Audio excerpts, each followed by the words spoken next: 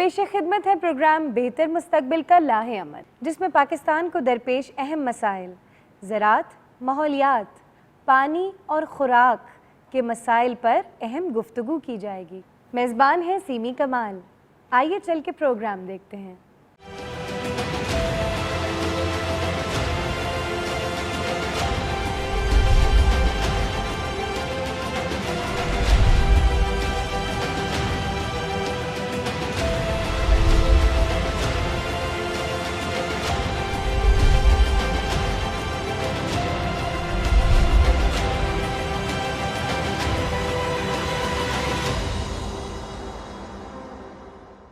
अस्सलामुअलैकुम नाज़रीन, आप देख रहे हैं प्रोग्राम बेहतर मुस्तकबिल का लाएअमल। हमारे साथ मौजूद हैं मोहतरमा सीमी कमाल, जो कि हिसार फाउंडेशन पाकिस्तान की चेयरपर्सन हैं। वाटर सेक्टर, माहौलियात, मौसमियाती तब्दीली, ग़िज़ाई तहफ़्फ़ुज़, वुमेन एम्पावरमेंट और सिनफ़ी मसावात के साथ साथ गुर्बत के ख़ात्मे में अहम जैसे इस तरह के जो शोबे हैं, उनमें एक उनका अमली माहिराना खिदमात भी उन्होंने सर अंजाम दी हैं और उनका एक वसी तरीन जो है तजुर्बा भी रहा है। यही नहीं बल्कि Hisar and Panjwani water institute की तामीर और उसके निसाब की तकमील में भी मसरूफ़ अमल हैं। तो चलिए उनका प्रोग्राम देखते हैं। आज पाकिस्तान के 75 साल मुकम्मल हो गए। पाकिस्तान के बेहतर मुस्तकबिल के लाए अमल के बारे में कुछ सोचा जा रहा है, कुछ सोचो विचार हो रही है। अगर हम इस अमल में मसरूफ़ नहीं हैं तो होना चाहिए। इस मज़मून पे बात करने के लिए आज हम यहाँ पे कुछ वक्त साथ गुजारेंगे। मेरा नाम सीमी कमाल है और मेरा ताल्लुक़ हिसार फाउंडेशन से है। ये तंजीम पानी और ग़िज़ाई तहफ़्फ़ुज़ के ऊपर काम करती है। इसके अलावा NED यूनिवर्सिटी में पंजवानी हिसार वाटर इंस्टीट्यूट जो इस वक्त तामीर हो रहा है, उसकी भी मैं फ़ाउंडर हूँ। और हमारी उम्मीद ये है कि हम ऐसे यंग लोग पैदा करें जो आज के पानी और ग़िज़ाई तहफ़्फ़ुज़ के जो मसाइल हैं उनका हल तलाश कर सकें। आइए अब मैं आपका तारुफ़ कराती हूँ अपने कुछ नए और कुछ पुराने दोस्तों से।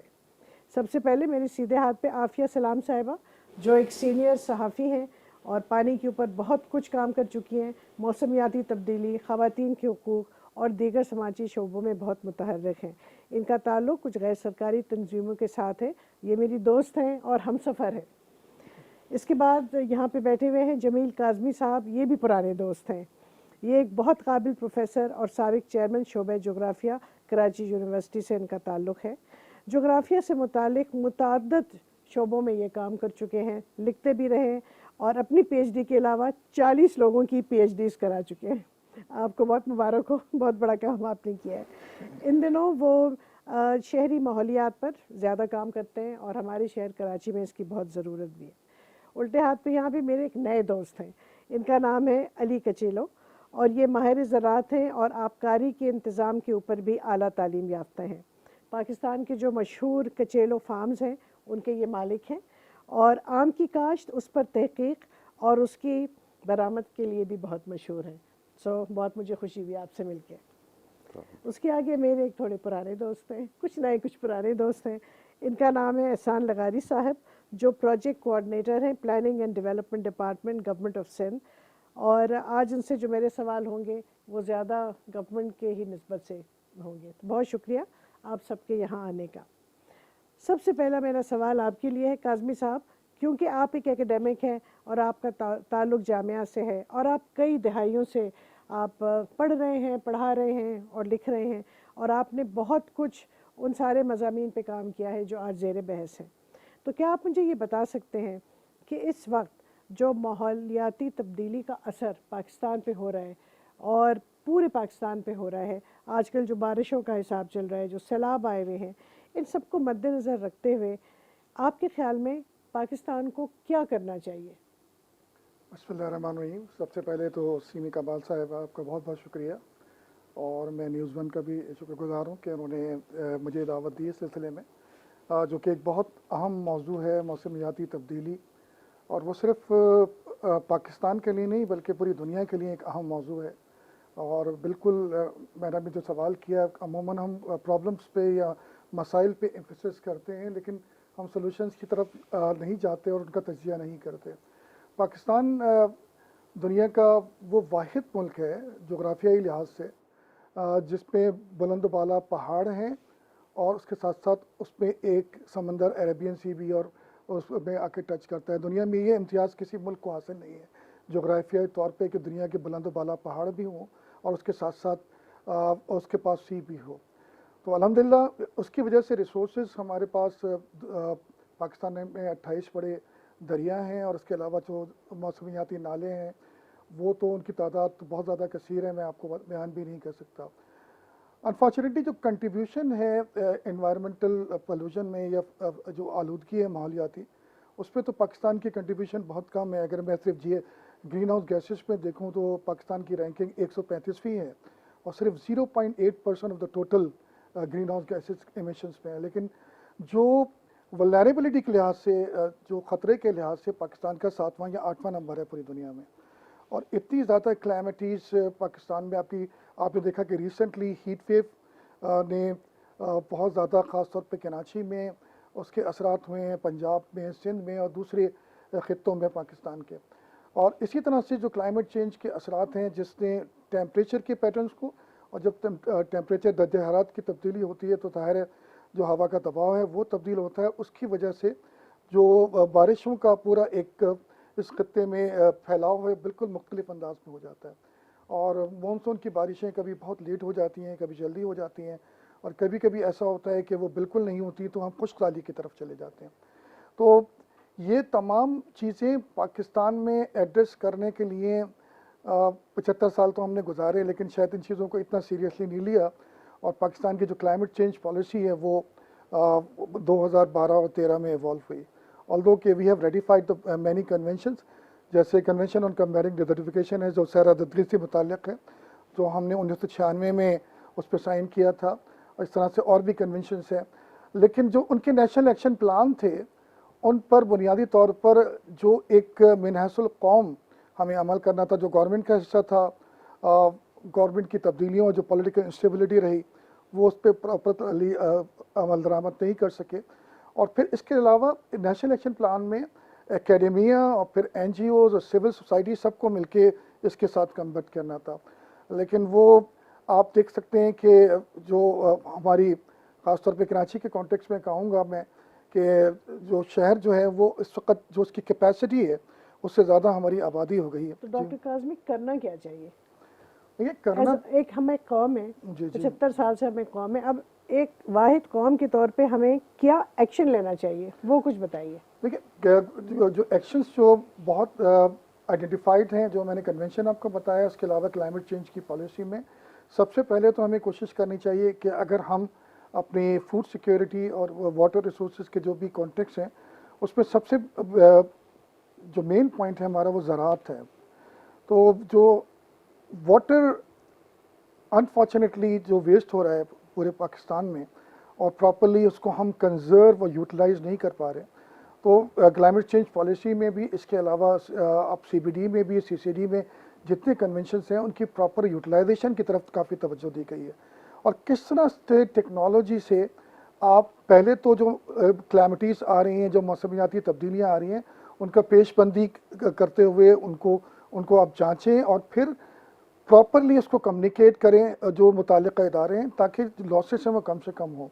वाटर कंजर्वेशन की ड्राइव पढ़े लिखे लोगों में नहीं है हमारे यहाँ, और वाटर कंजर्वेशन से मुताल्लिक़ जो चीज़ें बहुत अहम हैं वो आम लोग, जो आपको ऐसे मुल्क जहाँ पर पानी वाफिर मकदार में मौजूद है वहाँ पर लोग चाहते हैं कि उसका तहफ़्फ़ुज़ और कंजर्वेशन हो, लेकिन हमारे यहाँ ये बिनहसुल कौम ये रवैया, ये जज्बा नहीं पाया जाता। ओके, बहुत शुक्रिया आपका काज़मी साहब। 2-3 चीज़ें इनसे जो बातचीत हुई उससे निकल के सामने आई है।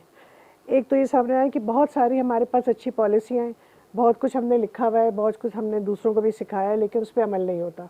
एक बात ये सामने आई है। दूसरी बात ये सामने आई है कि एक तरफ जहाँ पे हम वाटर कंजर्वेशन की बात करते हैं कि पानी की हिफाजत की जाए, तो दूसरी तरफ सैलाब है। तो अब ये हालात ऐसे हो रही हैं कि बहुत ज़्यादा पानी है और बहुत कम पानी है, जितना पानी होना चाहिए उतना नहीं है। तो इन हालात में अब हमें आगे कैसे बढ़ना चाहिए? अगला सवाल मेरा है वो आपसे है लगारी साहब, क्योंकि इन्होंने बात की थी पॉलिसियों की। तो आप ये बताइए कि अभी पहले हम सिंध की बात करते हैं कि गवर्नमेंट ऑफ सिंध के पास भी कुछ बहुत अच्छी पॉलिसियाँ मौजूद हैं। इन्होंने माहौलियाती तब्दीली की पॉलिसी की बात की। अभी कुछ हफ्तों पहले ही हम लोग साथ मौजूद थे, जिसमें उस गवर्नमेंट ऑफ सिंध की माहौलियाती पॉलिसी को बहुत कुछ बेहतर बनाया गया है, उसका एक इम्प्लीमेंटेशन प्लान भी बना है। तो आपके ख्याल में सिंध के पास अच्छे हल आ गए कि जो हमारे पास तबाही आ रही है माहौलियाती तब्दीली की वजह से पानी के ज़खायर पर और ज़राअत पर, उसको हल करने के लिए क्या चीज़ें सामने आ रही हैं? सीवी साहब बहुत बहुत शुक्रिया। एंड पुराने और नए दोस्त दोबारा मिल रहे हैं और ये नई दोस्ती कम अज़ कम 2 दहाइयों की है। एंड अच्छा, जो बुनियादी सवाल है, गवर्नमेंट ऑफ सिंध ने स्पेसिफिकली पॉलिसी लेवल पे पिछले कुछ सालों में बहुत अहम काम किए हैं।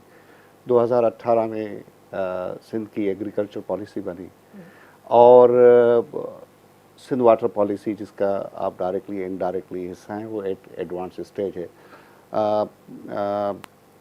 अगरचे फेडरल जो नेशनल वाटर पॉलिसी वो 2018 में आ गई थी और meanwhile government of Sindh started to work on Sindh water policy और इसको इंक्लूसिव और सब शोबों को इंक्लूड करने के लिए इस प्रोसेस को थोड़ा सा लंबा किया है कि जो जिसके नतीजे में ऐसी पॉलिसी बन जाए जो सबको रिप्रेजेंट करती हो।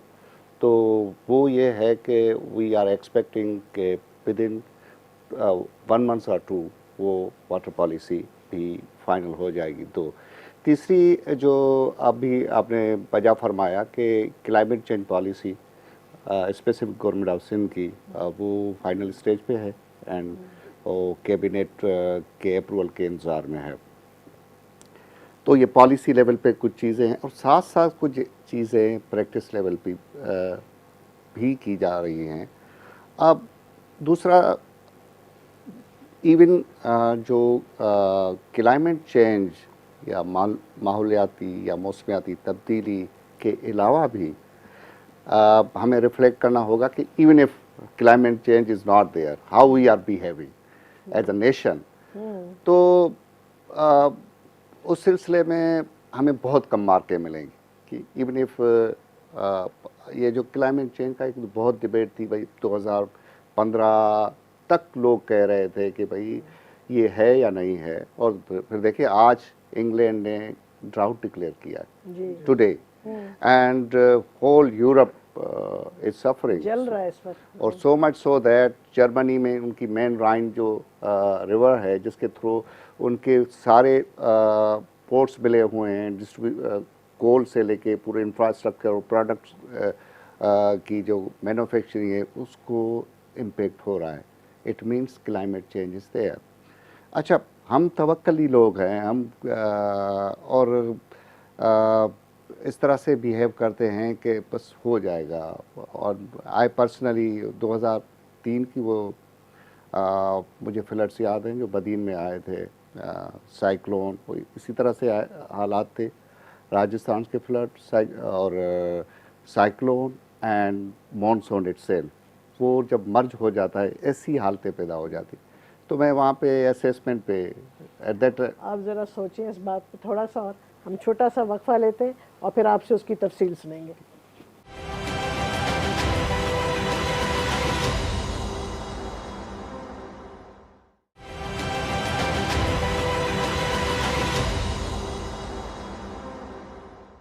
तो लगारी साहब, आप हमें बता रहे कि किस तरह से डिप्रेशन और मानसून और हर किस्म की बारिश एक साथ होती है। इट मीन्स दैट जब एक्सेप्शनल हालात होते हैं तो आपके सिस्टम भी एक्सेप्शनल होने चाहिए। उस पर कुछ बुनियादी चीज़ों पे गवर्नमेंट ऑफ सिंध ने ऑलरेडी काम किया, शुरू किया हुआ है। अब ये देखें कि जो सबसे अहम बात है कि भाई ट्राउट और floods are the part of the cycle, we have to live with that. अच्छा, उसके लिए जो हमारे पूरा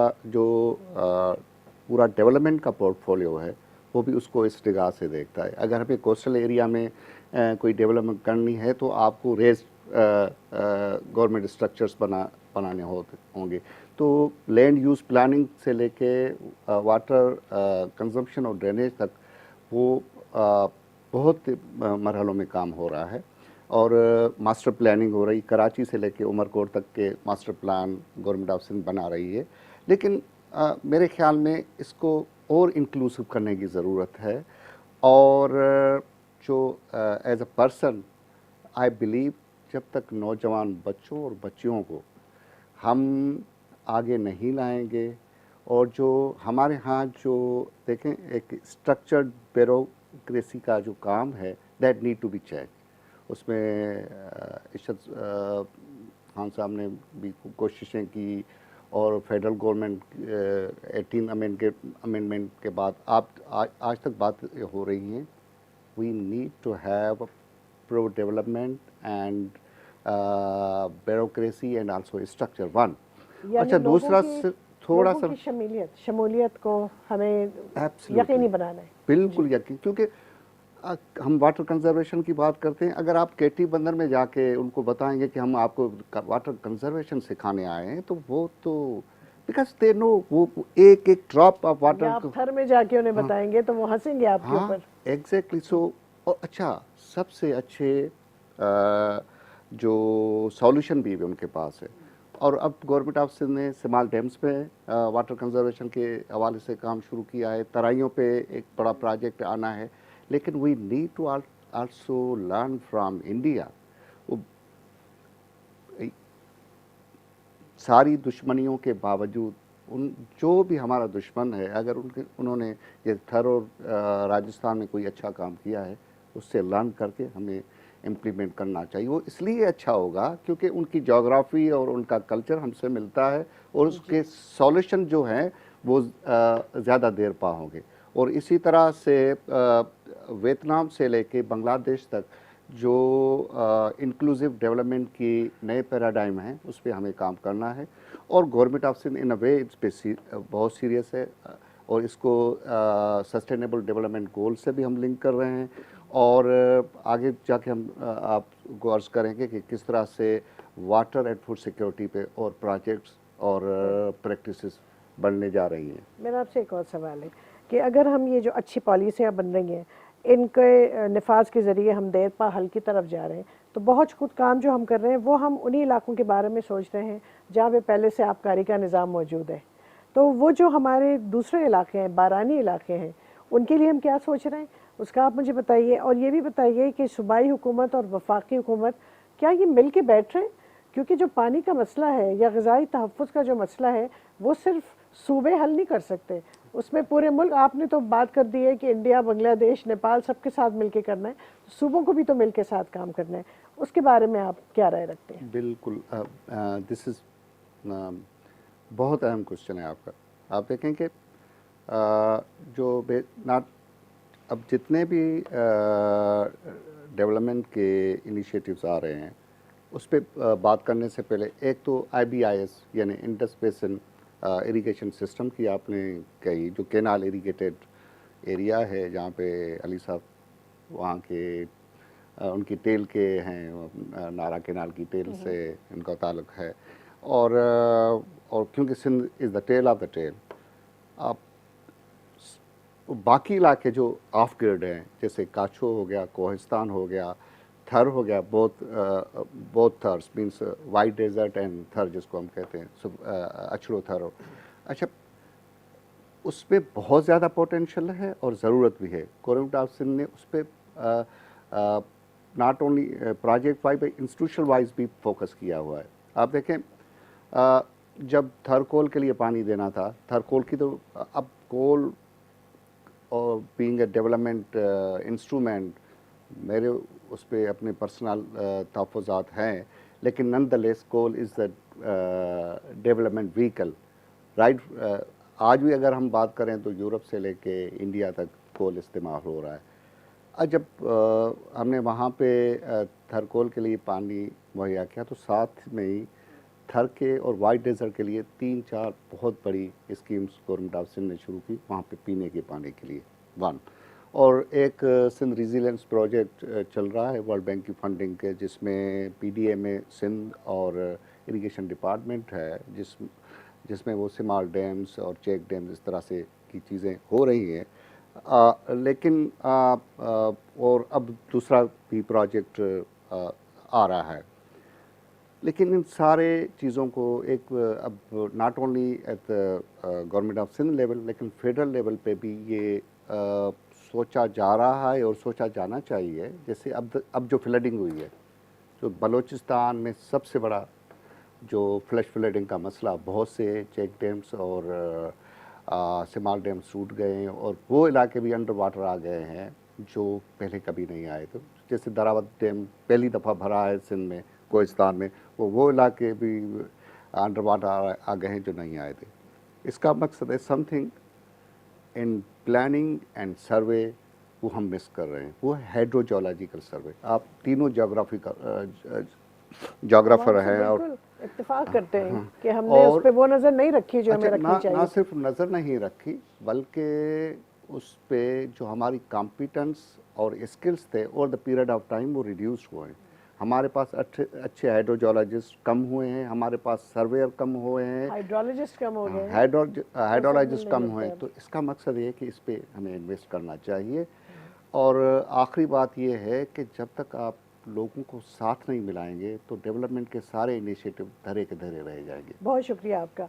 इससे हमारे पास जो कुछ चीज़ें सामने निकल के आई हैं वो एक तो ये है कि इंसान को आगे ज़िंदा रहने के लिए जिस तालीम की ज़रूरत है और जिन महारात की ज़रूरत है उसके लोग हमारे यहाँ पैदा नहीं हो रहे और अब हम उनको पैदा करने की बड़ी ज़रूरत है उन इदारों में, उन तालीमी इदारों में जो इस वक्त मौजूद हैं। आपने कोयले की बात की, मैं तो आपसे बिल्कुल इत्तेफाक नहीं करती। हमारे जो बच्चे आजकल हैं पूरी दुनिया में वो ये कह रहे हैं कि अगर देरपा तरक्की चाहिए, बल्कि वो तो कहते हैं अब तरक्की या ग्रोथ चाहिए ही नहीं, इंसान को अगर ज़िंदा रहना है तो कोयले और तेल को ज़मीन में रहना है, उसको नहीं निकालना। ये एक दूसरी डिबेट है जिस पे किसी और वक्त हम लोग बात करेंगे। अब आफिया, मैं आपकी तरफ आती हूँ। हमारे सिंधु दरिया पर आपने हाल में सफ़र किया है और आपने शुरू किया था पहाड़ों पे और वहाँ से लेके आप समंदर तक आई हैं, लोगों से मिली, बहुत कुछ आपने देखा, आपके मुशाहिदे होंगे बहुत सारे। तो आप हमें उसके बारे में बताएं कि उससे आपने, जब आप ये कर रही थी और देख रही थी, तो आपके जहन में क्या आ रहा था कि आइंदा के लिए क्या हमारा लाएअमल होना चाहिए सिंधु दरिया के बारे में, और भी जो आपने कुछ देखा। बहुत बहुत शुक्रिया सीमी। देखिए, ये दरियाई सिंध का जो सफ़र था, चूँकि जैसे आपने अपने तारुफ में बताया जोग्राफ़ी से ताल्लुक़ रहा है मेरा, और उसके अलावा डेवलपमेंट वर्ल्ड में, और मुझे ट्रैवल करने का भी मौका मिला, तो बहुत कुछ देखने का मौका मिला। लेकिन उसके बावजूद मैंने ऐसी ऐसी चीज़ें देखी इस सफ़र में जिसके मुतालिक सुना तो था, लेकिन वो जो एक कस्मपुरसी का आलम है, जो उसके दोनों अतराफ इंसानियत रहती है। और मैं ये सिर्फ सिंध की बात नहीं कर रही, सिंध में मैंने सफ़र किया, ज़्यादा मेरा काम सिंध में है तो मैं सिंध से ज़्यादा वाकिफ़ हूँ। लेकिन एक गालिब इम्कान होता है कि ये दरिया जो है वो ज़रखेज़ी का एक ज़रिया है और उसके इर्द गिर्द लहलहाती फसलें होंगी, हरे भरे खेत होंगे। उसके दोनों अतराफ आप पंजाब से शुरू कर लें, वो इतनी गुर्बत, आप राजनपुर की तरफ आएँ, उससे नीचे आएँ, वहाँ पे सिवाय गुर्बत और कस्मापुरसी के कुछ नहीं है। अच्छा, हमने सफ़र जो शुरू किया था फरवरी में शुरू हुआ था, मार्च में, फरवरी में तो वो लैंडस्लाइड आ गई थी तो डिले हो गया था, और हम बतदरीज चूँकि नीचे चले आते गए और हम उस हीट वेव के में हम एंटर करते गए। कहाँ -3 से सफ़र शुरू हुआ था। जिस दिन हम सेवन और मोहनजोदारो पहुँचे थे तो रियल फील्ड 53 थी। मोहनजोदारो के टीले के ऊपर खड़े होकर जब हम उसके पुराने दरियाई सिंध के बैंक को देख रहे थे, it was definitely over 52-53 degree temperature, ठीक है। और हम देखते चले आ रहे थे कि किस तरह से पानी, एक तो कमी, उसको हम हर चीज़ का मलबा हम क्लाइमेट चेंज पे नहीं डाल सकते, वो इंसान के बनाए हुए इंफ्रास्ट्रक्चर्स हैं जिसकी वजह से नीचे पानी नहीं आ रहा था। आप ये समझिए कि गुड्डू डाउनवर्ड जो हैं वो राफ्ट्स में हम सफ़र कर रहे थे जिसको मैक्सिमम डेप्थ 6 से 8 फीट की चाहिए थी और हम नहीं कर सके।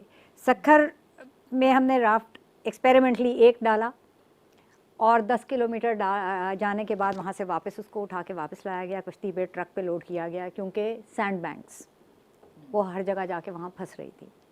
एंड दिस वाज मई, और जो पानी की कमी और जो गर्मी की शिद्दत थी वो नज़र आ रहा था। सिंध में सबसे पहले फसल कट चुकी थी, स्टोर हो चुकी हुई थी, और अगली फसल के लिए ज़मीन तैयार हुई हुई थी और पानी नहीं था। और वहाँ के लोग जो एक अनसर्टनिटी में बैठे हुए थे और वो हीट को राइज होते हुए देख रहे थे।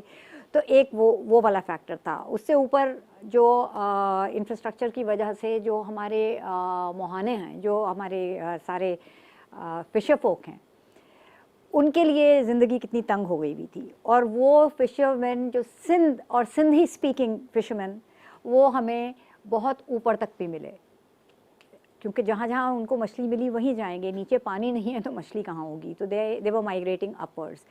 सो जब हम क्लाइमेट इंड्यूस्ड माइग्रेशन की बात करते हैं, there are these economic drivers who are also pushing.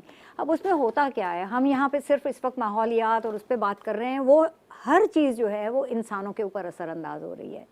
और जब आप इस तरह से आपकी डिस्प्लेसमेंट्स होती हैं तो उसमें आपके सोशल कॉन्फ्लिक्ट्स डेवलप होते हैं। ये फ़लाँ इलाके के लोग आ गए हमारे यहाँ। लगारी साहब ने कोहिस्तान का जिक्र किया। मैं आपने कहा मैं कुछ गैर सरकारी तंजीमों के साथ वॉलंटियर करती हूँ, उसमें से एक तंजीम ने वहाँ पे रिजर्वायर बनाए थे ताकि जो कीर्तर हिल से पानी आता है, जो डिप्रेशन थी उनको बड़ा किया ताकि वो ज़्यादा अरसे के लिए उन लोगों के लिए ले, क्योंकि औरतों को बहुत दूर तक जाना पड़ता था वहाँ। वो इत्तफाक से 3 साल बाद जो बारिश हुई तो वो भर गए और कई महीने रहे। अब ये ख़बर, पानी की अवेलेबिलिटी की जो ख़बर है वो बहुत जल्दी फैलती है। और उस इलाके में फर्दर डाउन सिंध, आपके बगान से, घोड़ाबाड़ी से लोग जो हैं वो कोहिस्तान की तरफ अपने मवेशियों के साथ आए कि पानी है वहाँ। कोहिस्तान के जो रेजिडेंट्स थे, दे स्टार्टेड रिजेंटिंग कि ये बाहर के लोग हैं। कितने बाहर के थे? एक सड़क पार के, मेन रोड पार के, उसी सूबे के, उसी डिस्ट्रिक्ट के, ठट्टा डिस्ट्रिक्ट के लोग थे। लेकिन उनका कि ये इनके जानवर यहाँ हमारी ये वाला पानी पी रहे हैं। ये social conflict. So we have to realise कि हर चीज़ का असर जो है वो इंसान के ऊपर होता है। और जैसे लगारी साहब ने कहा, we have to put the people in the centre of whatever policies we make and whatever frameworks we develop. आपसे मैं इसके बारे में एक और सवाल करूँगी एक छोटे से वक्फे के बाद।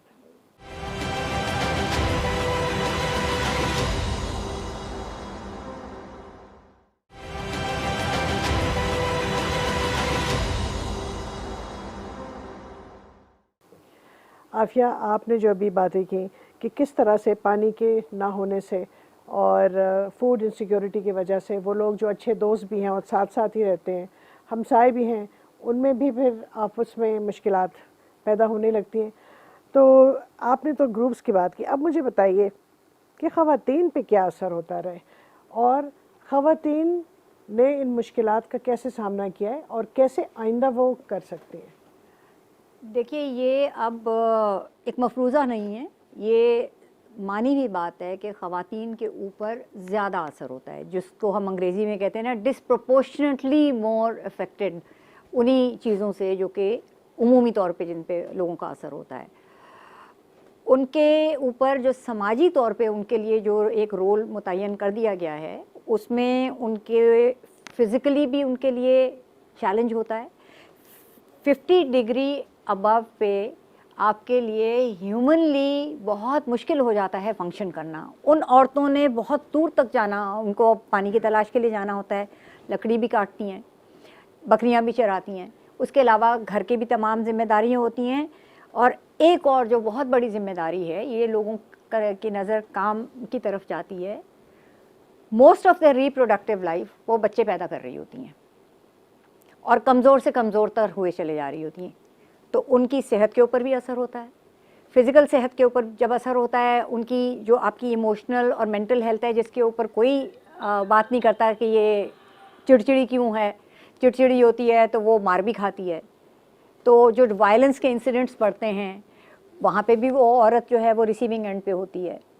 अच्छा, जो कोहिस्तान का मैंने आपसे ज़िक्र किया, वहाँ पे जब हम पहले गए थे, वहाँ हमने छोटी छोटी बच्चियों को जाते देखा, वो भी अपनी माँओं के साथ जा रही हैं। हमने कहा कि ज़ाहिर है सेफ्टी के लिए कि बच्चियों को छोड़ के कैसे जाएँ, हम वो भी साथ जाए। लेकिन उनके हाथ में भी बर्तन था। हमने कहा इन बच्चियों से भी पानी उठवाएंगी, तो अपने हिस्से का पानी तो ले आएगी। सो ये तो सिर्फ एक पानी की कहानी हो गई ना, लेकिन उसकी एंसिलरी कहानी क्या है? ज़ीरो गर्ल चाइल्ड लिटरेसी, कि लड़की को स्कूल में डालेंगे तो पानी कौन लाएगा? तो आप ये देखिए कि ये एक डोमिनो इफ़ेक्ट होता है इस तरह से। और फिर उनकी ना वो रसाई होती है, ना वो माली तौर पे एम्पावर होती हैं। जो औरतें हमें खेतों में और सड़कों पे और भट्टों पे काम करती नज़र आती हैं, कि जी उनको उसकी तनख्वाह मिलती होगी, तो तनख्वाह उनको नहीं मिलती है, उनके हाथ में वो तनख्वाह नहीं आती है, तो वो इकोनॉमिक एम्पावरमेंट भी नहीं मिलती उनको। सो बहुत ज़्यादा असर होता है ख़वातीन को। माशरती असरात हैं, उनको हमें मुस्तकबिल के लाए अमल में सामने रखना चाहिए। बिल्कुल कि अब तक तो हमने अगर उनके बारे में नहीं सोचा है तो कम से कम आगे तो हम सोचें। तो आगे की सोच के लिए हम आते हैं अली के चेलों की तरफ, और हम कहते हैं कि पानी का एक दायरा होता है और माहौलियाती तब्दीली की वजह से ये दायरा ख़ुद भी तब्दील हो रहा है, ठीक है। और आपका ताल्लुक़ क्योंकि ज़राअत से है और आप रोज़ाना ये ख़ुद देखते हैं, आप ख़ुद इसका मुशाहिदा करते हैं, तो पहले ज़रा कुछ चंद अल्फाज में आप हमें ये बताइए कि आपकी ज़मीनों पे इस वक्त क्या असरात मुरतब हो रहे हैं। ये जो सारे एक हिजान मचा हुआ है, किसी दिन बारिश है तो किसी साल पानी नहीं है, क्या असर हो रहा है? शुक्रिया कि आपने बात। देखिए, हमारे पास जो इसके असरात आए हैं क्लाइमेट चेंज के, वो आज से हम नहीं महसूस कर रहे हैं। जब से मुझे अपनी ज़िम्मेदारी संभाल के मतलब 25 साल से बड़ों ने भी ट्रेनिंग की, खुद भी सीखे हैं। और हमारे पास एक कहावत होती है सिंध के अंदर कि या तो आप ज़मींदार तब बनते हैं जब आपने दुखार देखा हो या आपने बोर्ड देखी हो। मतलब या तो आप ड्राउट में तैयार होते हैं या आप बोर्ड में तैयार होते हैं, उसके अलावा फिर आप अपने आप को ज़मींदार नहीं बोल सकते। सो हमारी ज़िंदगी में तो बहुत हुआ है, लेकिन पिछले जो 4 से 5 सालों में हमारे साथ हुआ है, इसी साल का अगर मैं आपको बताऊं कि इस साल वीट की फसल जो है, गंदम की फसल, वो हमारे पास फेल हुई। तकरीबन लोअर सिंध में और मिडिल सिंध में पूरी फसल जो है फेल हुई। और वो इस वजह से फेल हुई कि एक तो वाटर शॉर्टेज था कि जब हमको बीज बोने का टाइम आया था उस टाइम पे हमारे पास पानी नहीं था।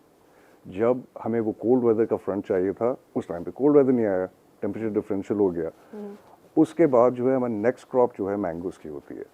मैंगोज़ के अंदर भी यही चीज़ हुई कि जब उसकी फ्लावरिंग की ज़रूरत होती है तब ठंड थी, जब उसको फ्लावर को सेट होने की ज़रूरत होती है तब एकदम से गर्मी होगी और उसको पानी नहीं मिला।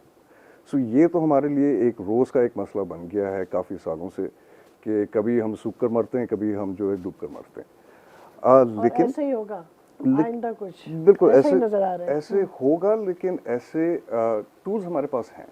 देखें, हम उम्मीद रख सकते हैं। हमारे अंदर वही चीज़ है कि हम सुबह को उठते हैं, हम गिरें भी फिर भी हमें सुबह को उठकर निकलना है, फसलों के प्रति देखना है। अभी भी आप देखें अगर तो ये हमारा 5th स्पेल है मानसून का। मतलब आपकी जो कॉटन क्रॉप है लोअर सिंध में जहाँ से मेरा ताल्लुक है, उसको 6 से 8 हफ्ते हो गए जिसके अंदर वो फसल सूखी नहीं है और उसके अंदर कोई जाकर काम ही नहीं कर सका है, उसकी पिकिंग नहीं हो सकी है। सो आपका जो सस्टेनेबिलिटी का अप्रोच है वो एक होलिस्टिक अप्रोच होना चाहिए, जिसके अंदर जैसे मैडम बोल रही थी कि औरतों का एक बहुत बड़ा रोल होता है। जब उनके पास इनकम नहीं होगी तो वो इनकम के बगैर वो कैसे जो है अपनी सस्टेनेबिलिटी और दूसरी चीज़ों की तरफ सोच सकें। वो तो माहौलियात को ऐसे देखते हैं कि उनका रोज़गार बंद हो जाता है उससे। लेकिन अगर हम एक उम्मीद की किरण रखें तो वो एक ये किरण है कि आजकल टेक्नोलॉजी जो है हमें सपोर्ट करती है। हमारा सबसे बड़ा प्रॉब्लम है कि ट्रांसफ़र ऑफ टेक्नोलॉजी। जो हमारे डिपार्टमेंट्स हैं उनके पास प्रोग्राम्स भरपूर हैं, लेकिन जो डेफिसिट बनता है हमारा वो एक ट्रस्ट का बनता है कि एक ज़मींदार जो ज़्यादा से ज़्यादा साल में 3 फसलें लगा सकता है, उसके पास 2 फसलें जो है फेल हो जाती है। अब उसका एक ही आखिरी नुकता है, वो आखिरी फसल उसके पास खड़ी है, वो उसके ऊपर रिस्क नहीं उठा सकता क्योंकि उसकी लैंडिंग सारी जो है मार्केट से है, अनडॉक्यूमेंटेड है। जो उसके साथ नाजायज़ी होती है फर्टिलाइजर, पेस्टिसाइड, सीड के अंदर, वो बाउंड होता है अपने गारंटियर से, अपने लोन उठाने वाले से। हमारा सबसे बड़ा जो और पहला चैलेंज ये होना चाहिए कि हम उसको खुद कफील करें। हम उसके लिए एक रनिंग फाइनेंस की अपॉर्चुनिटी जो स्टेट बैंक ने भी बनाई है जो ग्रुप फाइनेंस है, स्टेट बैंक भी देता है और भी इदारे देते हैं, लेकिन ये चीज़ें हमें उनके लिए समझाने की जो है जो इफेक्टिव कम्युनिकेशन है ये हमें उन तक पहुंचाना है। फिर हम उनको सिखा सकते हैं कि सस्टेनेबिलिटी क्या है, वाटर एफिशिएंसी क्या है, वाटर यूटिलाइजेशन क्या है। एक जो ट्रस्ट डेफिसिट है वो हमें पहले ब्रिज करना पड़ेगा मेरे ख्याल से। आप ये बताइए कि अपनी ज़मीनों पे आपने किस किस्म की नई टेक्नोलॉजीज़ की हैं आजकल? देखिए, नई टेक्नोलॉजी तो मैं नहीं बोल सकता ना, क्योंकि अनफॉर्चुनेटली पाकिस्तान हम पीछे रह गए। हम जो पुरानी हैं उनको हम नहीं कहते। हम सिंध की भी अगर बात करें तो पंजाब सिंध से आगे निकल गया है। जब मैंने ज़राअत शुरू में संभाली थी तब मैं एक मिसाल देता हूँ कि हमारे पास 3 किस्म के फर्टिलाइजर्स होते थे जिसको हम खाद बोलते हैं। वो N, P और K था। वो आपका यूरिया, फॉस्फेट एंड पोटासियम था। अब जो है आपके पास कॉम्बिनेशंस हैं जो आप टेलर मेड दुनिया के अंदर वो फर्टिलाइजर्स दें और वो सॉइल के लिए अप्रोप्रिएट हैं।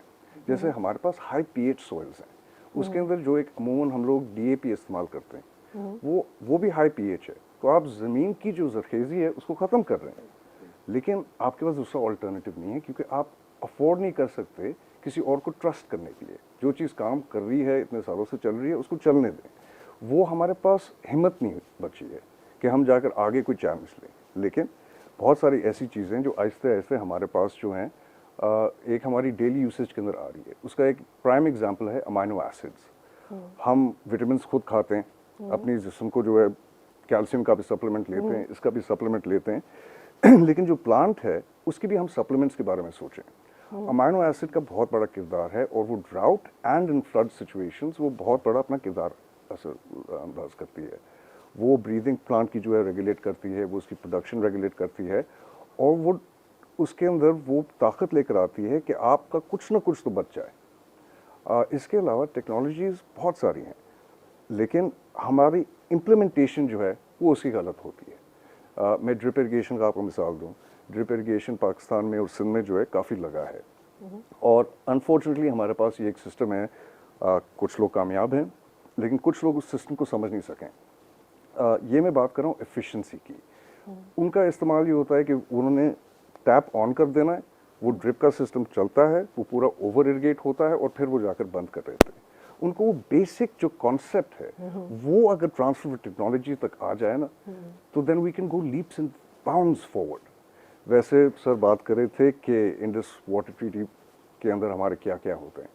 लोअर रैम्पार्ट का पहला हक होता है, लेकिन वी क्रॉस दैट स्टेज, क्योंकि नेक्स्ट 5 years में when we start filling up these dams that we are making, हमें एडजस्ट कैसे करेंगे, राइट? अगर आप डैम भी भर रहे हैं, वाटर शॉर्टेज भी है, आपका एक ही सोल्यूशन है कि आप लाइनिंग की तरफ जाएं या ड्रिप इरिगेशन की तरफ जाएं, लेकिन आपने वो सिस्टम लगा के उसके अंदर से एफिशिएंसी निकाल दी, सो आपकी कॉस्ट ऑफ प्रोडक्शन भी बढ़ गई कि आपने इतने लाखों की मशीन भी लगाई है और आप उसको एफिशिएंटली नहीं इस्तेमाल कर रहे हैं। दुरुस्त कर रहे हैं। सो अली, आप बात कर रहे थे कि किस तरह से जो प्रिसिशन एग्रीकल्चर है, ख़ास तौर पे आप ड्रिप इरिगेशन की बात कर रहे थे कि लोग टेक्नोलॉजी तो ले आते हैं, लेकिन उस टेक्नोलॉजी के साथ जो एक एटीट्यूड या तालीम या उसके इस्तेमाल का सही अंदाज़ होना चाहिए वो साथ नहीं आता। तो और बताइए आप। देखिए, इसमें हमारे पास ऑप्शंस भी हैं। एक हमारे पास एग्रीकल्चर एक्सटेंशन डिपार्टमेंट जो है सिंध का और पूरे पाकिस्तान का, बल्कि वो उसका नेटवर्क काफ़ी वसी है और उसके जो भी आप अगर कैंडिडेट्स भी लें जो अप्लाई भी करते हैं या उसके जो ऑफिसर्स भी हैं, उन सब के पास छोटे छोटे वो काश्तकार होते हैं जो पढ़े लिखे होते हैं। हमारा एक अगर हम अप्रोच लें कि हमें पाकिस्तान के अंदर ज़्यादा जो हैं छोटे काश्तकार हैं, 80% हमारे काश्तकार जो हैं वो छोटे हैं, small to medium size farmers. हम उनको एड्रेस नहीं करते। अगर हम शुरू करें जो पढ़े लिखे हैं उनको वही चीज़ जो है सही तरह से समझाएं, तो हमें एक चांस मिलेगा कि वो जो है दूसरे को समझा सकते हैं। ये फ्री मार्केट की तरफ अगर आप देखें कि लोगों को एंटरप्रेन्योरशिप बहुत पसंद है, वो कंपटीशन बनाती है। आप अगर किसी के पास जाएं तो आप अपनी फसल के ऊपर आप 1 साल इंतज़ार करते हैं कि फिर आप बोलें कि यार मेरी फसल इतनी अच्छी हुई, आपकी फसल इतनी अच्छी नहीं हुई, और वो मार्क्स मिलते हैं उसको। बहुत बहुत शुक्रिया आपका। अब हम इसको इस सेशन को तकमील की तरफ ले जाते हैं। तो इन्होंने कुछ जिक्र किया है कि सिंध गवर्नमेंट किस तरह से इन्होंने बताया कि जो छोटे काश्तकार हैं उनके साथ काम कर सके। 1-2 मिनट में आप मुझे बताएंगे कि क्या सिंध गवर्नमेंट के कुछ ऐसे अच्छे इरादे हैं? बिल्कुल। एंड फॉर्चुनेटली जो बातें रेज की हैं अली ने, वो most of them government of Sindh is addressing. एक तो बहुत बड़ा प्रोजेक्ट है कुछ जिसको हम प्रोजेक्ट ज़्यादा प्रोग्राम, वो Sindh agriculture and water transformation project, जिसमें वो सारी चीज़ें हैं, डिजिटल प्लेटफॉर्म से लेके small entrepreneurship aids and involving not only universities और स्मॉलर उसमें आ रहे वन। और दूसरा ये नहीं, एक ये है कि irrigation department, Sindh irrigation drainage authority and agriculture, वो साइलोस पे अलग-अलग काम कर रहे हैं, लेकिन अल्टीमेटली वर्किंग एक जगह है। तो ये पहला प्रोजेक्ट है गवर्नमेंट ऑफ सिंध का जो इन सबको क्लब करके एक साथ, डिफ़िकल्ट है, चैलेंजिंग है, पर वी आर डूइंग इट। वो हम कर रहे हैं। ये कुछ नई चीज़ आपने बताई है। आमतौर पे ये सारे डिपार्टमेंट अलग अलग ही काम करते रहते हैं। तो जो बात हो रही थी कि जो छोटे काश्तकार हैं उनको अगर आके लेके जाना है तो फिर उनके साथ वो माइक्रो फाइनेंस भी होना चाहिए और उनके पास कुछ स्किल्स भी होनी चाहिए। तो अब ये बताइए कि आपके ख्याल में जो हमारे बड़े तालीमी इदारे हैं उनको क्या करना चाहिए, इस सिलसिले में क्या करना चाहिए? देखिए मैडम, अभी जो बातचीत खासतौर पे अली ने की और मतलब टेक्नोलॉजी कुछ हम लेके भी आते हैं लेकिन फिर उसको एफिशिएंटली यूज़ नहीं कर पाते, and that is because of the lack of education. जैसे अब सोलर पैनल्स आ गए हैं और सोलर पैनल्स की वजह से खासतौर पे बलूचिस्तान में और सिंध में मैंने बहुत ओवर ड्राफ्टिंग ऑफ वाटर देखी है, तो दैट इज़ अ प्रॉब्लम। तो अब जो हमारा जो करिकुलम है यूनिवर्सिटीज़ का, और आहिस्ता आहिस्ता HEC और यूनिवर्सिटीज़ भी इसकी तरफ सोच रही हैं कि उसका इंडिजीनियस नॉलेज से भी और इंडिजीनियस लोगों से भी ताल्लुक़ हो, और हम कोशिश करें कि जो एक हमारा एक रिवायती निज़ाम था जिसमें सस्टेनेबिलिटी भी थी, जिसकी कम्प्रीहेंशन भी थी, वो हमारे करिकुलम से रिफ्लेक्ट हो।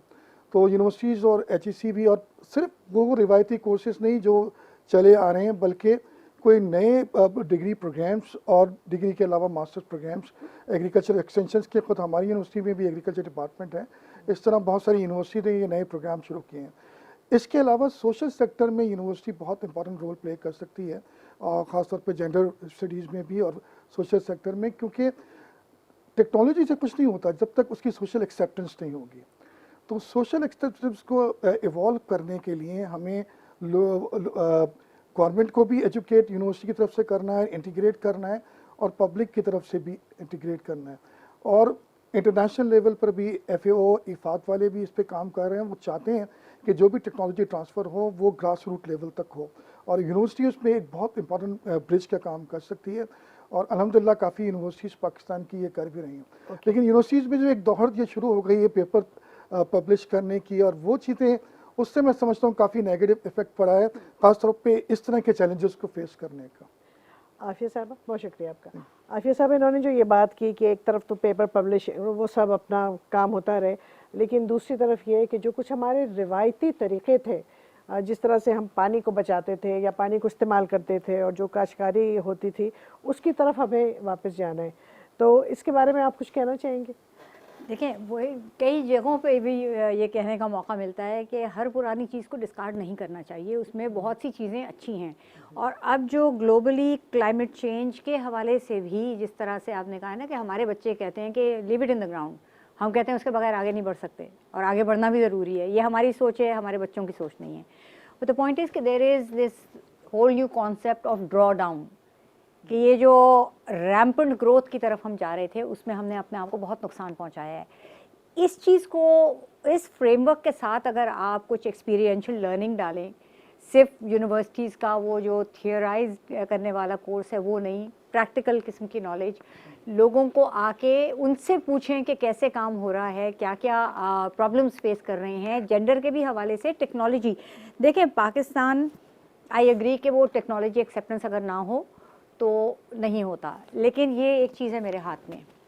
पाकिस्तान का वो शुमार दुनिया के उन चंद ममालिक में है जिसमें इसकी बहुत रैपिड एक्सेप्टेंस आई है, और हमारी टेली डेंसिटी दुनिया के ज़्यादातर ममालिक से ज़्यादा है। ये वो टूल है, ये वो व्हीकल है जिसके ज़रिए आप लीप फ्रॉग करा सकते हैं अपने लोगों को वो नॉलेज देने के लिए। ठीक है, पढ़े लिखे नहीं हैं, लेकिन कौन ऐसा है जो हाथ में फ़ोन रखता है, वो जो पढ़े लिखे नहीं भी है वो रोमन में टाइप करके आपको मैसेजेस भेज देते हैं। So over here I feel कि कम्युनिकेशन का बहुत बड़ा गैप है। कम्युनिकेशंस का ये मतलब नहीं है कि सिर्फ आप अखबार में कोई प्रेस रिलीज भिजवा दें या कोई डॉक्यूमेंट्री बना दें। ये कम्युनिकेशंस के जो डिफरेंट टूल्स हैं कि आपने मैसेजिंग, ग्राफिक बेस्ड मैसेजिंग कैसे करनी है उन लोगों के लिए कि जो वो पढ़े लिखे नहीं हैं। एक डिज़ास्टर प्रोन कंट्री के लिए हमें ये तरीके अपनाने होंगे।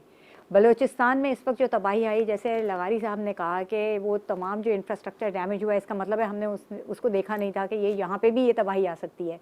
तो क्लाइमेट चेंज तो वही तो एक अनप्रेडिक्टेबिलिटी ही का तो एलिमेंट है जिसके which will throw everything out of sync. तो उसके लिए हमें हर चीज़ को क्लाइमेट प्रूफ करने की ज़रूरत है, इंक्लूडिंग आवर एजुकेशन, कि हम वो कोई रोड मैप तो बने कि हमें आइंदा कितने हाइड्रोलॉजिस्ट चाहिए होंगे, डिज़ास्टर मैनेजमेंट के कितने लोग चाहिए होंगे, कितने लोग इंफ्रास्ट्रक्चर डेवलपमेंट के चाहिए होंगे, किस मटेरियल से वो इंफ्रास्ट्रक्चर बनेगा जो कि क्लाइमेट प्रूफ हो। चले तो आप दोनों का होमवर्क है ये बैठ के बनाए आज और फिर लगारी साहब को दें और वो इम्प्लीमेंट करेंगे। आप सबका बहुत शुक्रिया यहाँ आने का। आफिया सलाम साहिबा, आपका भी मैं बहुत शुक्रिया अदा करती हूँ, और डॉक्टर काज़मी साहब और लगारी साहब, आप तीनों का बहुत शुक्रिया। अली साहब, आप अभी यहाँ तशरीफ़ रखिए। अब हम एक छोटा सा वक्फा लेते हैं।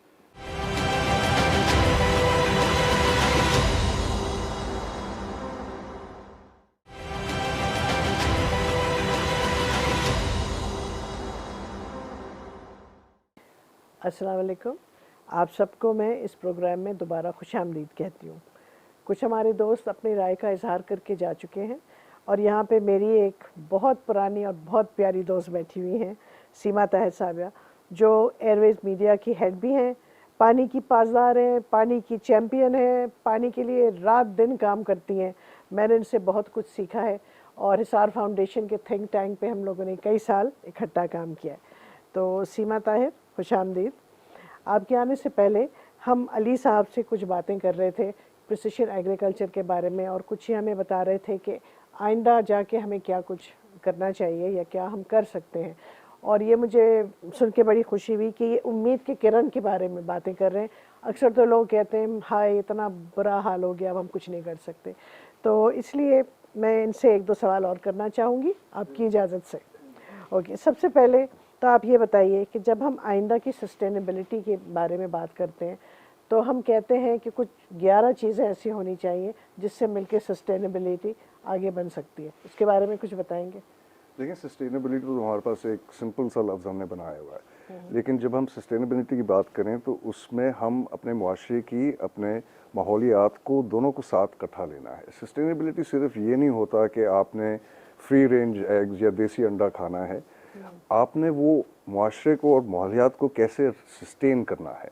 और एक अमूमन ख्याल होता है कि सस्टेनेबल ये होता है कि आपने सिर्फ खाद डाली और आपने कोई दवाई नहीं स्प्रे की उसके ऊपर, लेकिन वो भी आपके मुआशरे को तबाही देती है क्योंकि वो बैलेंस नहीं होती है। अगर आप ज़राअत को देखें तो आपका ज़राअत के लिए और कोई भी ज़राई इंडस्ट्री से रिलेटेड जो है, आपका एक साइंटिफिक अप्रोच होना चाहिए कि वो आप बैलेंस लाएं उसके अंदर। अगर हम सस्टेनेबिलिटी की बात करें, उसके अंदर सबसे पहले वुमेन्स एम्पावरमेंट आती है। कुछ कॉन्सेप्ट्स हैं जिससे वुमेन्स एम्पावरमेंट की वजह से पूरा आपका जो डेवलपमेंट है लोकली वो अपलिफ्ट होता है। जैसे एक कॉटन की क्रॉप होती है जिसके अंदर कॉटन पिकिंग जो है वुमेन ही करती हैं। अब BCI एक इंस्टीट्यूट है, वो इसको लुक आफ्टर करता है as a non government organisation.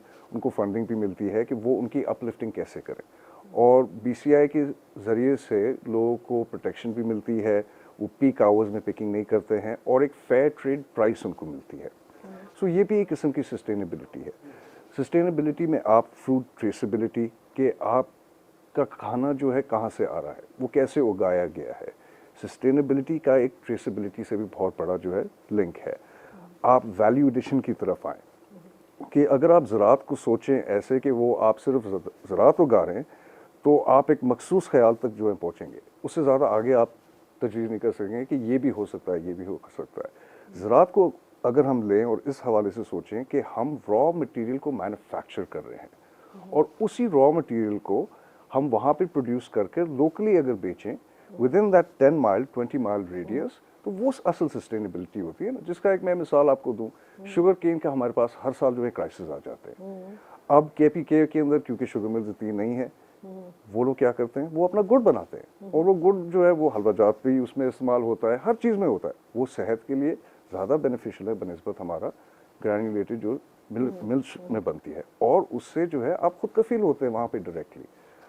आप सस्टेनेबिलिटी के 11 पॉइंट की एजेंडा जो है, मुख्तलिफ जो है फ्रेमवर्क्स हैं, लेकिन क्योंकि हर जगह की ज़राअत भी मुख्तलिफ होती है, आपको एक सोल्यूशन जो है हर जगह के लिए नहीं प्रेजेंट कर सकते।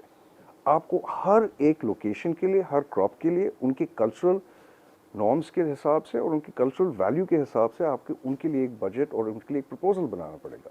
वो असल सस्टेनेबिलिटी होती है ना। आपका एक पूरा होलिस्टिक अप्रोच आए, तब जो है आप जो दुनिया के बड़े प्रॉब्लम हैं ऑफ एनवायरमेंटल इम्पैक्ट ये जो इन्वायरमेंटल इम्पैक्ट क्लाइमेट चेंज की वजह से हुआ है, आप इसको समझ सकेंगे एंड फिर एक होलिस्टिक अप्रोच उसमें से बनेगा।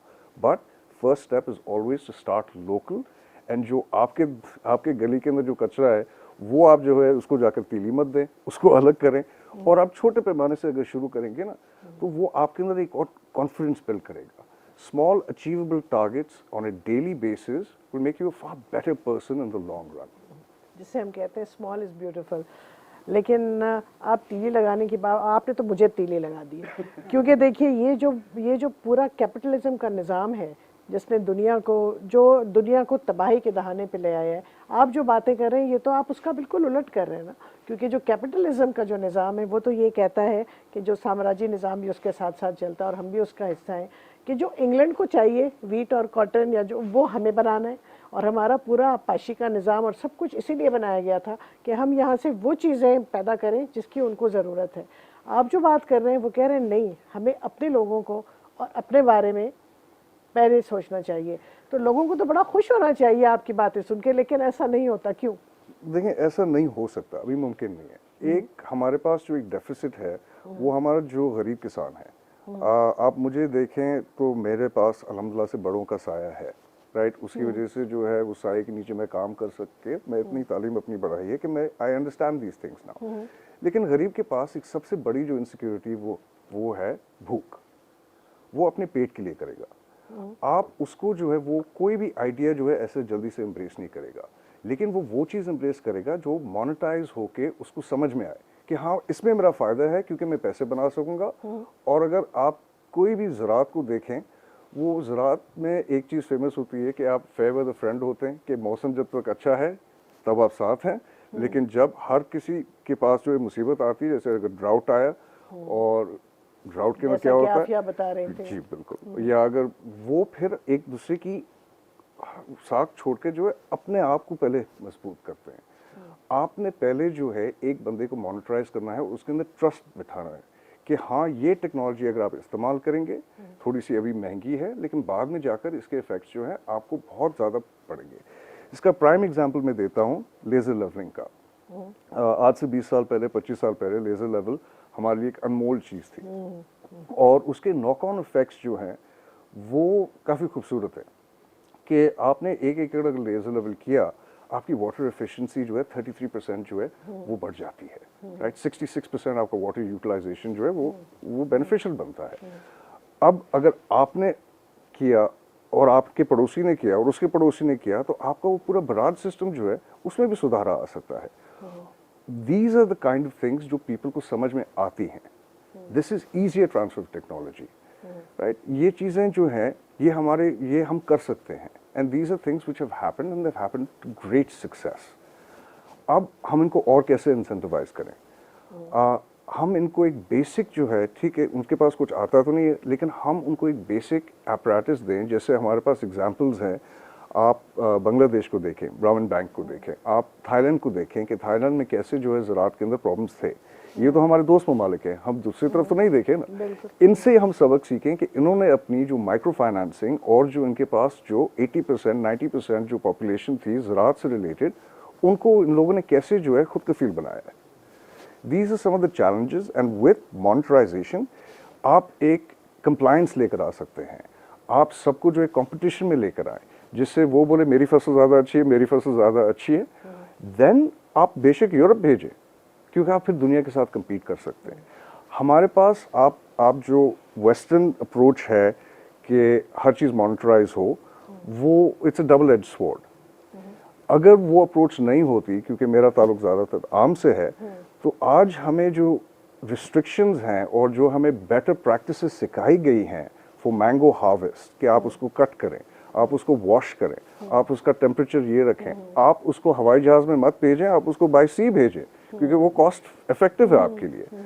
सो ये पैरामीटर्स बेशक वहाँ पे सेट हों, but we should rise to the occasion, और ये हम पूरे कर सकें इस पर। ओके, तो आपकी बातों से 2-3 बातें जो निकली हैं, एक तो ये है कि जो हमारा काश्तकार है, ख़ास तौर पे जो छोटा काश्तकार है, उसकी मदद हमें करनी चाहिए।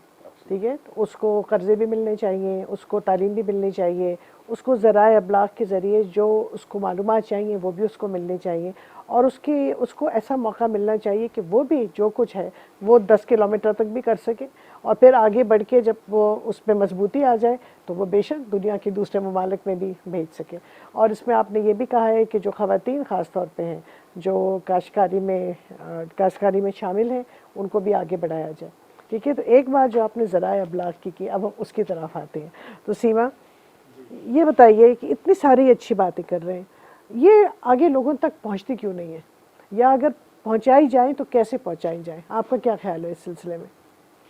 आप यहाँ बैठी हुई हैं ना जी, ये बैठे हुए हैं जी, ये बात कर रहे हैं, आप सुन रही हैं, जी, ये जाएगा लोगों तक। हम्म, तो मेरा पर्सनल जो मेरा एफर्ट है हम्म, वो उसकी टेक्निक ज़रा सी मुख्तलिफ है। जी, नैरेटिव वही है, हम्म, मगर उसको लोगों तक पहुंचाने के लिए मैं उसको थोड़ा सा ग्राफिकली विजुअली हम्म, इंटरेस्टिंग भी बना सकती हूँ। हम्म, ये टॉक शोज़ विद एक्सपर्ट्स और ये चीज़ें आम तौर पे प्राइम टाइम में नहीं चलती, अनफॉर्चुनेटली। प्राइम टाइम में जो आवाम देखना चाहती है वो हम सब जानते हैं क्या देखना चाहती है। न्यूज़ की भी प्रेफरेंस होती है कि वो किस तरह से आज की ताज़ा खबर लोगों तक जल्द से जल्द पहुंचाएं। मगर हमारे पास और तरीक़े भी हैं। There are lots of documentary makers, there are lots, हर चैनल के पास एक सेगमेंट होता है फीचर्स का या डॉक्यूमेंट्रीज़ का या ज़रा करंट अफेयर्स से हट के कुछ बातें करने का। तो what I have done is talk shows के साथ साथ कुछ विजुअल इंटरेस्ट की भी चीज़ें जिससे लोगों को थोड़ा सा ध्यान हटे from the gravity of the situation, या फिर उनको कुछ इंटरेस्टिंग विजुअली कोई चीज़ अगर दिखाई जाए और उनके फेवरेट आर्टिस्ट की ज़बानी कुछ कहा जाए, पॉपुलर एक्टर्स की ज़बानी कुछ कहा जाए, तो शायद वो बात ज़्यादा देर तक उनको याद रहे या उसके ऊपर अमल करने का एक डेमोन्स्ट्रेशन उन्हें मिल जाए। यानी अली, मेरी और आपकी शक्ल उनको नहीं पसंद, ठीक है ना? आप बताइए। देखें, जो सच बात करता है, जो पते की बात करता है, जो तालीम की बात करता है, जो लोगों के फिक्स्ड माइंडसेट को चेंज करने की बात करता है, उसकी किसी की शक्ल नहीं पसंद होती आवाम को। वो लोग होते हैं, वो अलग ही खड़े होते हैं और अलग ही वो बात कर रहे होते हैं। उनकी बात में वजन है, उनकी बात में क्रेडिबिलिटी है, it is current, it is topical, it is relevant. But unfortunately commercialism में it lags behind, that's the truth. So जो चीज़ें अगर हम कर सकते हैं, आप जब कॉन्फ्रेंसेस करती हैं उसमें हज़ारों लोग उससे मुस्तफ़ीद होते हैं। आप जब अपने फार्म पे जाके हारी से, मजदूर से, किसान से बात करते हैं, आप उनको कुछ सिखा के आते हैं। Your mission is not just to make the monies out of mango, आपका मिशन कुछ और है। आप अपनी ज़मीन की फलाह के लिए कुछ करते हैं ना। तो इसी तरह से ज़राए अबलाग जिसको आप कह रही हैं ना, मे बी न्यूज़ वन या TV1 is not a very popular top tier channel, इसलिए कि उसमें ज़रा हट के भी बात होती है। बिल्कुल, आप ये दुरुस्त कह रही हैं। ये तो मैंने देखा है, कई सालों से देखा है।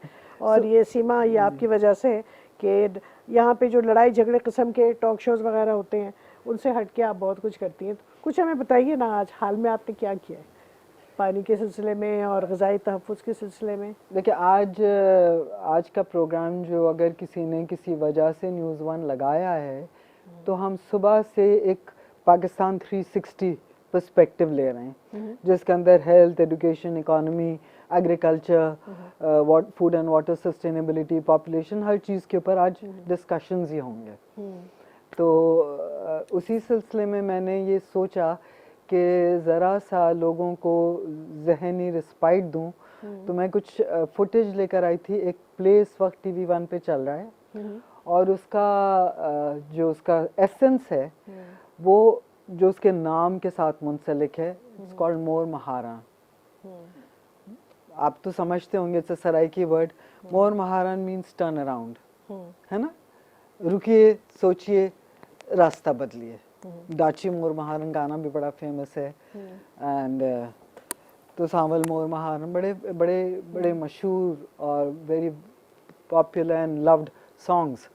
सो मोर महारन एक प्ले चल रहा है जिसके अंदर हमने कोशिश करी है कि थ्रू पॉपुलर आर्टिस्ट वो बातें कही जाएं जो अक्सर प्लेज में नहीं होती। ज़रा सा leave little bit of track जाके कुछ ऐसी बातें करें, तो वो मैं आपको दिखाती हूँ, आप वो देखिए।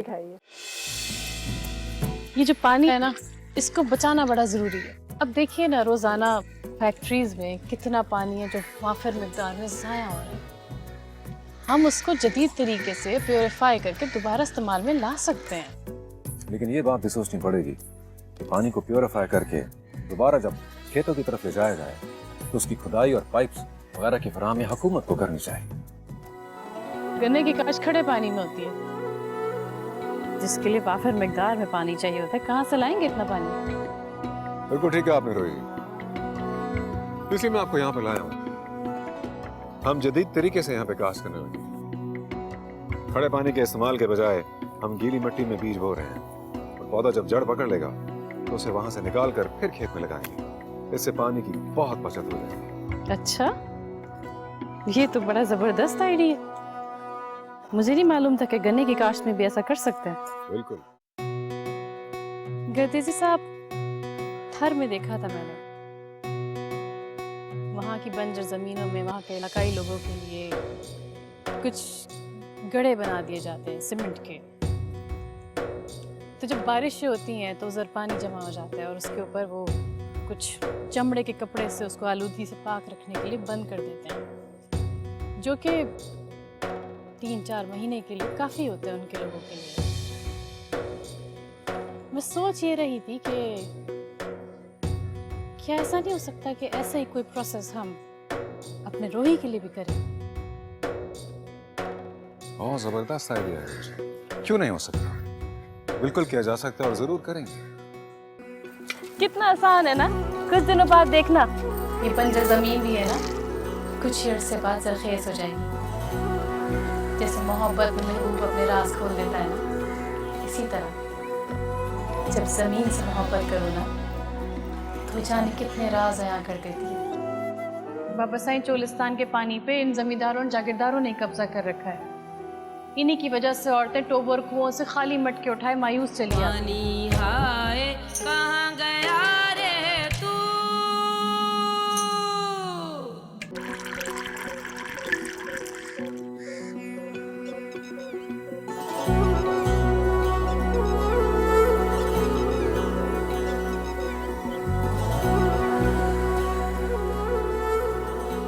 ये बंजर जमीन देख रही हो, ये बंजर हमारी ही नाअहली की वजह से हुआ है। हम कमजोर औरतें कर भी क्या सकते हैं बीबी साईं? यही तो गलतफहमी है तुम लोगों की।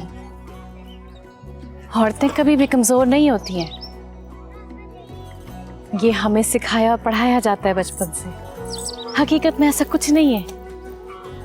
औरतें तो मर्दों से कहीं ज्यादा मजबूत होती हैं। अगर कोई और नहीं तो हम खुद इसका हल निकालेंगे। वो देख रही है वो नहर? हाँ बीबी साईं। वहां जो थोड़ा सा पानी है ना, उसे हम यहाँ तक लेकर आएंगे, खुदाई करेंगे और इनके लिए पानी का एक जरिया बनाएंगे ताकि ये जमीन भी जरखेज हो सके। क्यों? जी। तो चलो उठाओ अपनी खस्सियां और खुदाई शुरू करते हैं। चलो।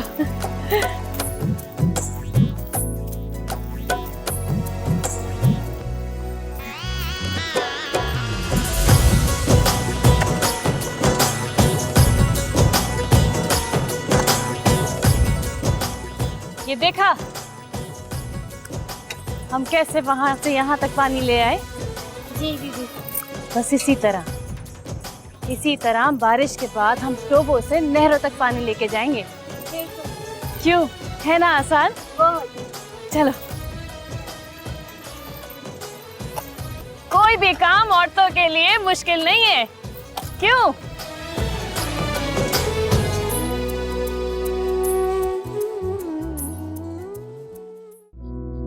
एक नया सवेरा आएगा।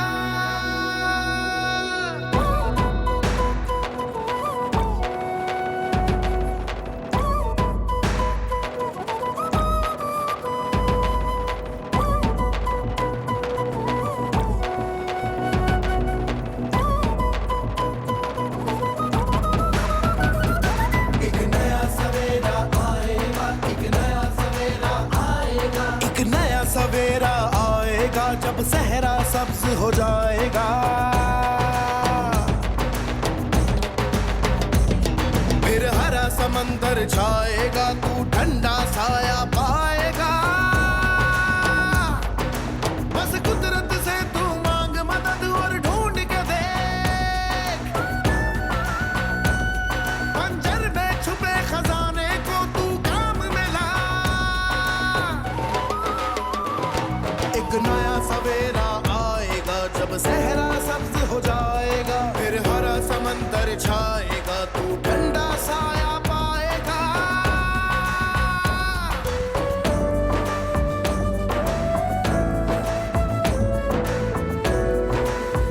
बारिश का पानी तू ऐसे बचा, नहरों के जाल में इसको समा। फसलों की इससे प्यास बुझा, रख रब पे यकीन और काश्त बढ़ा।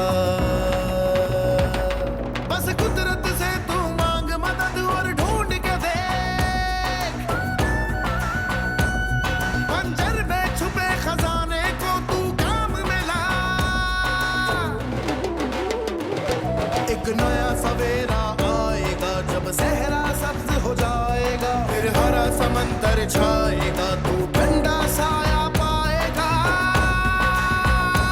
तू बस्ती बस्ती पेड़ लगा, जंगल से अपने शहर सजा। अपने करम जब छाएगा, फिर देख करिश्मा कुदरत का। बस कुदरत से तू मांग मदद और ढूंढ के देख। मंजर में छुपे खजाने को तू काम में ला। एक नया सवेरा आएगा जब सहरा सब्ज हो जाएगा। फिर हरा समंदर छाएगा, तू ठंडा साया पाएगा।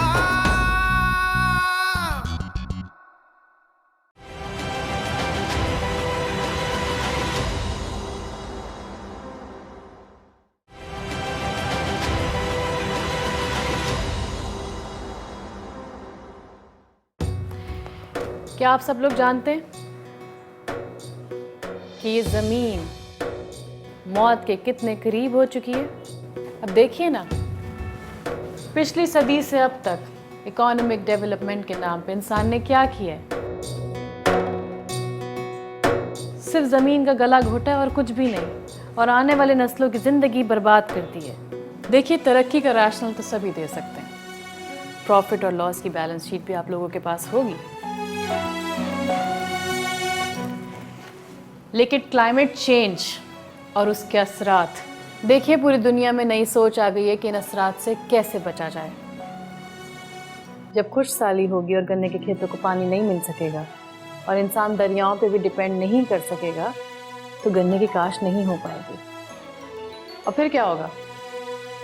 जब मशीनों में सूखा गन्ना डालेंगे तो रस के बजाय उसमें से खाक उड़ेगी। इसलिए हमें फ्लड इरिगेशन के बरक्स ज़राअत के जदीद तरीके अपनाने होंगे, जिससे हम पानी की बचत कर सकें। क्योंकि हमारा एग्रीकल्चर और क्लाइमेट चेंज एक दूसरे से अलग नहीं है। जब पानी नहीं होगा तो काश्त नहीं हो सकेगी, ज़मीन सोना नहीं उगल सकेगी। तो आपके ख्याल में इसका क्या हल है? Finally a good question. इसका हल ये है कि हम पानी के कारआमद इस्तेमाल और उसको स्टोर करने की प्लानिंग हमें आज नहीं, अभी से करनी होगी।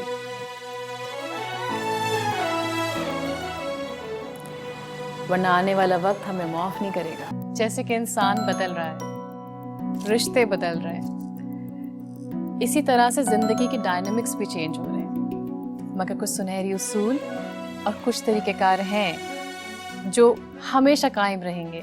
जैसे कि हम सब जानते हैं कि क्लाइमेट चेंज एक बहुत बड़ी हकीकत है जिसके असरात हमारी ज़मीन, हमारे पानी, बर्फ़ानी इलाकों, हमारी काश्त और हर इंसान पर पड़ रहे हैं। जहाँ हमारे लिए जदीद तरीक़ेकार और टेक्निक्स ज़रूरी हैं, वहीं बहुत से ऐसे क़दीम तरीक़ेकार हैं जो आज भी हमारे लिए मुफीद साबित हो सकते हैं। ग्लोबल वार्मिंग एक हकीकत है जिसकी वजह से हमारा मुल्क बुरी तरह मुतासर हो रहा है, ये सब हम जानते हैं। इसकी मिसाल यहाँ आने वाले सैलाब, ग्लेशियर पिघलने से बनने वाली अताबात जैसी झीलें, खुश्क साली और फसलों में पैदावार की कमी है। मैंने इन सॉल्यूशंस में जदीद और कदीम कामयाब सिस्टम्स और टेक्निक्स के हवाले दिए हैं जो तरक्की याफ्ता ममालिक में प्रैक्टिस किए जा रहे हैं।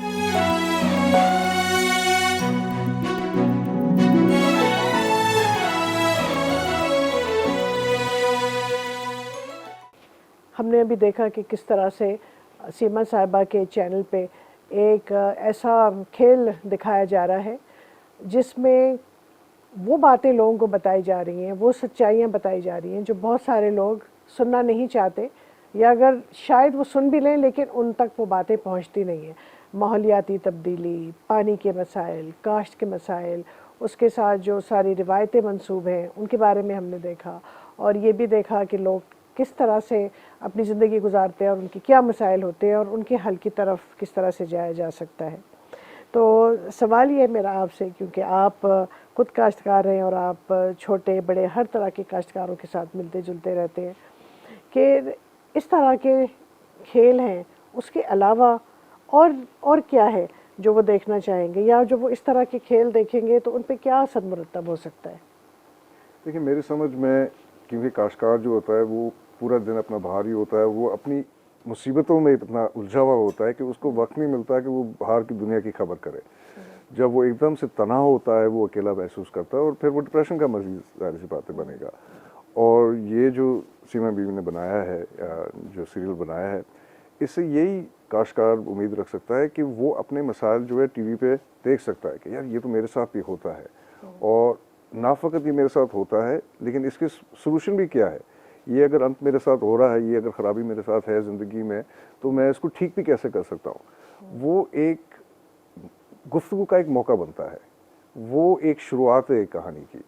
और मेरे ख्याल से तो ये ऐसे प्रोग्राम जो हैं जिसके साथ एक मैसेज भी हो, ताकि जैसे कम्युनिकेशन जो हो वो फ़कत ये ना हो कि इतनी हमारे पर मुसीबतें हैं, मुसीबतें तो हर कोई जानता है, लेकिन इसके जो है सलूशन भी हम देख सकें अपने आंखों से। तो सीमा, ये बताएं कि आइंदा आप और क्या कुछ हमें दिखाना चाहेंगी? क्या है आपके जहन में अगले 4-5 सालों में किस तरह से आप लोगों के साथ इंगेज करेंगी, ख़ास तौर पे उन लोगों के साथ जिनके बारे में आम तौर पे इस किस्म की कहानियाँ हम नहीं देखने को मिलती? देखिए, सब्जेक्ट्स तो बहुत सारे हैं और आपके और मेरी इंटरेस्ट के भी हैं। तो अगली जो स्क्रिप्ट मैं डेवलप कर रही हूँ, एक अब बन गई है, वो उसका कुछ पोर्शन रहा है, उसका नाम है 2 बूंद पानी। अच्छा। तो उसमें भी आप चाहे बॉलीवुड हो या हॉलीवुड हो, आपके पैरेलल सिनेमा भी चलता है ना, और उसमें इशू बेस्ड स्टोरीज़ होती हैं। सो मेरा शौक़ है इशू बेस्ड स्टोरीज़ पे काम करने का, और उसमें एंटरटेनमेंट के साथ मिला के एडवर्टाइजिंग मैंने करी है, क्योंकि सारी ज़िंदगी तो हमारा ये तरीका होता था कि आप एडवर्टाइजिंग का जो आपका मेन कोर मैसेज है, जो एसेंस ऑफ द ब्रांड है, उसको आप एक आम आदमी तक किस तरह पहुंचाएंगे, उसको सहल ज़बान में या अट्रैक्टिव लोगों के ज़रिए, अट्रैक्टिव एनवायरनमेंट के ज़रिए एक रियलिस्टिक सी सिचुएशन में ले जाके आप सकील मैसेजेस को सहल बना के लोगों तक पहुंचाते थे। तो वही मेरा मामला चल रहा है। ये तो एडवर्टाइजिंग नहीं तो ड्रामा नहीं, तो आपने बहुत बड़ा बेड़ा उठाया है, क्योंकि इशू बेस्ड एंटरटेनमेंट हमारे मुल्क में बहुत कम है। कम से कम मैंने तो नहीं देखी, ज़्यादा शायद आपने भी ना देखी हो। तो इस प्रोग्राम के पहले हिस्से में जो यहाँ पे कुछ हमारे दोस्त मौजूद थे, हम उनकी भी मदद ले सकते हैं जी बिल्कुल, कि जो किस तरह से जो हमारी जामियात में पढ़ने वाले बच्चे और बच्चियाँ हैं उन तक कैसे पहुँचा जाए। वो लोग जो हमारे दरियाओं के साथ बसे हुए हैं और झीलों के साथ बसे हुए हैं, जिनके साथ बहुत तरह के मसाइल पैदा हो रहे हैं, उन तक कैसे पहुंचा जाए। और उसके अलावा सबसे बड़ी बात कि किस तरह से सरकारी इदारों के साथ काम किया जाए, क्योंकि हम हमेशा कहते हैं कि अगर हमें स्केल पे जाना है तो हम सरकारी इदारों के साथ काम किए बगैर वहाँ तक शायद नहीं पहुँच सकते। जो एस्पिरेशन और मोटिवेशन बहुत इंसान की फितरत में है। तो अगर टेलीविज़न जैसा एक ज़राए अबलाग, अगर हम सारा वक्त सिर्फ अपनी बुराइयों पे सर्व कर दें और हम ये नहीं, और हम बेबस हैं, हम क्या करें, हम हॉस्टेज बने हुए हैं। ज़राए अबलाग का मेरे ख़्याल से ये मैंडेटरी होना चाहिए for people in the communication sector, in the advertising sector या सोशल मीडिया सेक्टर, कि इस तरह से आप उसको शुगर कोट करके आप वो बातें लोगों तक पहुंचाएं जिससे उनको या तो थोड़ी सी भलाई हो या कुछ आगाही हो या उनको कोई रिस्पाइट मिले या वे फॉरवर्ड नज़र आए या वो उसको रिलेट कर सकें, उससे रिलेट कर सकें। This is our responsibility, national responsibility. ऐसी रिसोर्स जहाँ यहाँ हम बैठे हुए हैं, टेलीविज़न, अनफॉर्चुनेटली मैंने कई कॉन्फ्रेंसेस में भी बात करी है, and I have been saying it again and again, कि जब हम इस तरह के जो इशू बेस्ड सब्जेक्ट्स होते हैं जिसके लिए आपको नैरेटिव बनाना होता है, तो उसमें अनफॉर्चुनेटली अब तक ये हुआ है कि बाहर से कोई फंडिंग ऑर्गेनाइजेशन आई है और उसने कहा जी यहाँ पे पॉपुलेशन बढ़ रही है और आपको बर्थ कंट्रोल के बारे में लोगों को आगाही देनी है, उनको उसके बारे में prenatal postnatal information देनी है, तो हम ये फला ऑर्गेनाइजेशन है, ये इदारा है, ये अमेरिका बेस्ड है या ये एक इंटरनेशनल इदारा है, हम आपको फ़ंड करते हैं तो आप इस पे ड्रामा बनाइए, ये हमारी ब्रीफ है और हम ये चाहते हैं कि आप ये बातें कहिए। फिर हम एक बहुत अच्छा सा ड्रामा बनाते हैं और वो पॉपुलर होता है लोगों में। आई थिंक हमारे ख़ुद के इतना डाइवर्स कल्चर है, इतनी सारी अनटोल्ड स्टोरीज़ हैं, इतना बड़ा हमारे पास प्लेटफॉर्म है जिसको कहा जाए ना कि it's virgin unexplored territory. So with a folk tale, if we can add a purpose to that, if with a commercial concept of the love triangle or whatever which works successfully, if we can weave in कुछ messages अगर उसमें डालते जाएं, तो ये तो Hollywood में भी होता है। Why can't we do it? तो हमने अभी ये देखा कि इधर से उम्मीद की किरण के बारे में बात हुई और यहाँ से फितरत के बारे में बात हुई। तो उम्मीद इंसान की फितरत में शामिल है। इसका मतलब है कि इंसान उम्मीद पर कायम रहता है और उसको उम्मीद पर कायम रहना चाहिए, लेकिन साथ साथ उसको अमल भी करना चाहिए। तो हम अगर इस बारे में सोचें उम्मीद के साथ कि आइंदा जो मुश्किल साल आने वाले हैं, जो मुश्किल दहाइयाँ आने वाली हैं, और हज़रत इंसान ने जो इस दुनिया का जो हशर कर दिया है उसको अगर वापस इस हाल पे लाना है कि हमारे बच्चे यहाँ पे जी सकें, तो फिर हमें उम्मीद भी रखनी चाहिए और हमें साथ साथ बहुत से काम करने की ज़रूरत है। तो आप दोनों का बहुत शुक्रिया कि आपने हमें बताया कि आगे हमें किस तरह से जाना है ताकि पाकिस्तान का जो लाएअमल बन रहा है अगली सदी के लिए, उसमें हम क्या कुछ कर सकते हैं। तो सीमा साहिबा, आपका बहुत शुक्रिया। आप हमेशा नई और मुनफरिद चीज़ें करती हैं और हम चाहते हैं कि आप इस तरह की बहुत कुछ खेल बनाएं और आगे जो आपकी सोच है वो और कायम दायम रहे। और अली के चेलो साहब, आप एक नौजवान हैं, हमारा अब वक्त गुजर रहा है, आपका वक्त आ गया है और हमें उम्मीद है कि जो आपने यहाँ बातें की हैं वो सब आप बड़े धड़ल्ले से और बड़े ज़ोर से आगे बढ़ाएंगे। आप दोनों के यहाँ आने का बहुत शुक्रिया।